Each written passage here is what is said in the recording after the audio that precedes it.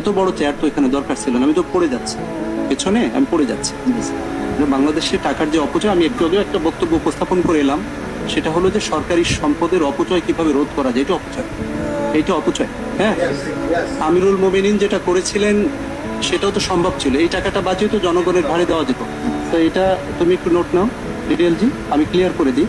দুইটা ফির ক্ষেত্রে ট্যারিফ যেটা নেন সেটা হয়তো মাসিক একটা, জি স্যার। ওইটা হয়তো নিতে পারেন, কিন্তু আপনি এই জায়গাটা তো কমাতে পারেন, আমার মনে হয় অনেক টাকা জি স্যার। এই জায়গায় অবশ্যই পৌরসভার ছাড়। এটা আমি আপনাকে বিমোদে আপনাকে রিকোয়েস্ট করবো যে আপনি এটা দেখবেন এবং একই সাথে ডিটেলজি তুমি এই জায়গাটায় কাজ করে মানুষকে একটু শান্তি দাও।